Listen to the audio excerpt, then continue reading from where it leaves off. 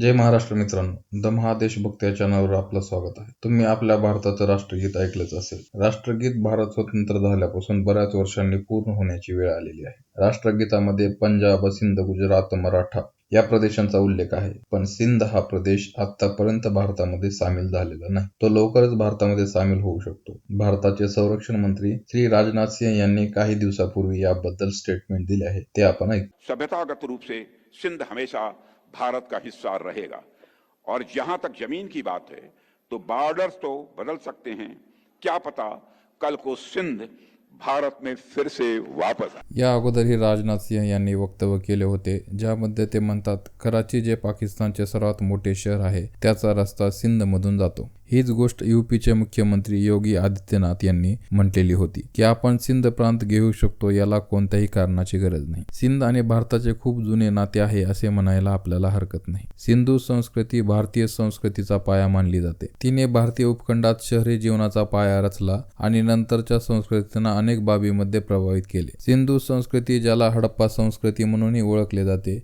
ही जगातील सर्वात प्राचीन शहरी संस्कृतीपैकी एक होती, जी सुमारे 5000 ते 3500 वर्षापूर्वी आधुनिक भारत आणि पाकिस्तानच्या वायव्य भागात विकसित झाली होती. या संस्कृतीतील लोक मात्र देवता आणि पशुपती, जे शंकराचे आद्य रूप आहे, यांची पूजा करत होते. म्हणून सिंध संस्कृती आणि सिंध प्रदेश हे हजारो वर्षापासून हिंदू धर्माचा गड राहिलेले आहेत. सिंधू संस्कृतीनंतर अनेक हिंदू राजांनी या प्रदेशावर राज्य केले, ज्यांचा आपल्या काही ग्रंथांमध्ये देखील उल्लेख आढळतो. राजा धैर हे शेवटचे हिंदू राज्यकर्ते होते. त्यांच्या काळापर्यंत सिंधू खूप विकसित आणि आर्थिक दृष्ट्या प्रगत प्रदेश होता. यामुळे अरब मुस्लिमांचा डोळा या प्रदेशावर होता. मोहम्मद बिन कासिम याने या प्रदेशावर हल्ला करून येथील संपत्ती लुटली, तसेच बऱ्याच लोकांचे धर्मांतर केले. असेच एकामागे एक हल्ले मुस्लिम राज्यकर्त्याकडून झाले आणि या प्रदेशाचा धर्म बदलून गेला, जो आतापर्यंत बदललेला नाही. पाकिस्तानमध्ये असलेले लोक त्यांचा इतिहास स्वीकारायला तयार नाहीत. आपण जसे इतिहास स्वीकारतो तसे पाकिस्तानी लोक स्वीकारत नाहीत. त्यांना जर त्यांच्या पूर्वजाबद्दल माहिती विचारली तर ते लोक सांगतात ते अरबांचे वंशज आहेत. कोणते अरब हे आणखीन फायनल व्हायचे आहे. कधी सौदीचे, तर कधी तुर्कीचे, तर कधी पर्शियन वंशाचे असतात. यावरून आपल्याला समजतं की ते त्यांची संस्कृती किंवा इतिहास स्वीकारायला का तयार नाही. 1947 मध्ये पाकिस्तान स्वतंत्र झाला. स्वतंत्र झाल्यापासून पाकिस्तानचा पंजाब प्रांताचे लोक देशाच्या सर्व स्रोतांचा वापर त्यांच्यासाठी करू लागले. भारतातून बरेच मुस्लिम लोक सिंध प्रांतात गेले. सिंध मध्ये बाहेरून येणाऱ्या लोकांची संख्या मोठ्या प्रमाणात वाढली. त्यामुळे तेथील स्थानिक लोकांच्या मनात असुरक्षिततेची भावना निर्माण झाली. भारतातून आलेल्या लोकांमुळे त्यांच्या संस्कृतीवर, भाषेवर परिणाम होत असल्याचे व त्यांच्यावर उर्दू व पंजाबी ही भाषा थोपवत असल्यामुळे असंतोषाचे वातावरण वाढले. त्यात पंजाब प्रांताचे व आर्मीचे लोक बंधारे, तलाव, नद्याचे प्रवाह बदलून सिंध प्रांताचे पाणी पंजाबसाठी वापरत असल्यामुळे सिंध प्रांतातील शेतीवर मोठ्या प्रमाणावर परिणाम झाला. त्यामुळे लोकांच्या असंतोषामध्ये आणखीन भर पडली. हा अत्याचार फक्त सिंध प्रांता एवढाच मर्यादित नव्हता. आताचे बांगलादेश म्हणजे अगोदरचा पूर्व पाकिस्तान मध्ये सुद्धा हीच अवस्था पाकिस्तानच्या आर्मीने केली होती. म्हणूनच 1971 मध्ये पाकिस्तान पासून बांगलादेश हा वेगळा देश बनला. हीच परिस्थिती पाकिस्तानच्या सिंध,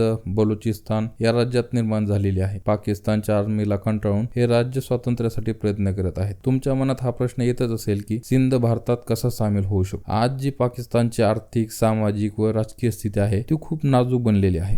देखें कि beggars can't be choosers. Please understand that.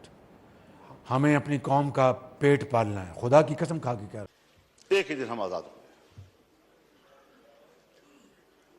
आज वो दुनिया की सुपर ताकत बनने के ख्वाब देख रहा है और हम दिवालियापन से बचने के लिए भीख मांग रहे हैं. गेल्या काही वर्षात पाकिस्तानची अर्थव्यवस्था अक्षरशः कोलमडण्याच्या स्थितीत पोहोचली आहे. महागाई, कर्ज, डॉलरची कमतरता, बेरोजगारी यामुळे पाकिस्तानला आर्थिक गर्तेत ढकललं आहे. पाकिस्तानमध्ये महागाई 40% पर्यंत पोहोचली आहे, ज्यामुळे तेथील लोकांना 2 वेळचं जेवण मिळणं देखील कठीण झालं आहे. महागाईमुळे तेथील व्यवसाय बंद पडले आहेत. व्यवसाय बंद पडल्यामुळे तेथील तरुण वर्गाला नोकरी किंवा हाताला काम मिळणं बंद झालेलं आहे. IMF, चीन, सौदी अरेबिया, अमेरिका यांच्याकडून घेतलेल्या कर्जाची परतफेड करण्यातच पाकिस्तानला मिळणारे उत्पन्न जात आहे. म्हणून पाकिस्तान सरकार नवीन उद्योगधंदे उभारण्यात, लोकांना रोजगार व 2 वेळचे जेवण देण्यास असमर्थ ठरत आहे. ही परिस्थिती पुढील काही वर्षात आणखीन बिकट होऊन जाईल. ते आपण काही वर्षांनी बातम्यात किंवा न्यूज पेपर मध्ये बघालच. शर्म दवाओ, इन्हां दी दौलत करो, इन्हां दी दौलत ਨੂੰ ਅੱਲਾ ਅੱਗ ਲਾਵੇ, ਇਹਨਾਂ ਨੂੰ ਸਮਝ ਆਵੇ ਕਿ ਗਰੀਬੀ ਕੀ ਚੀਜ਼ ਹੈ. तुझा देश मुझा देश गद्दारी जो आपने बलूचिस्तान के गली मोहल्लों में की उसको नहीं छुपा सकते।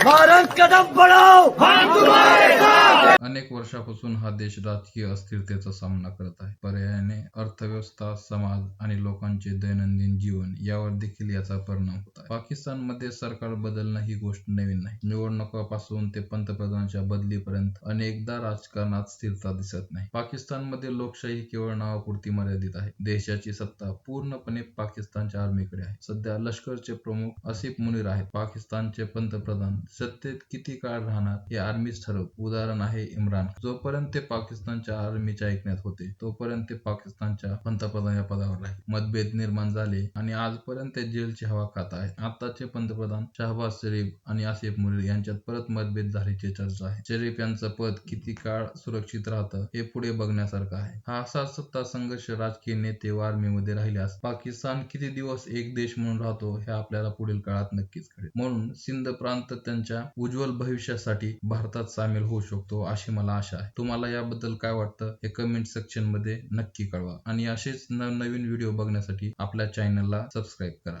जय महाराष्ट्र.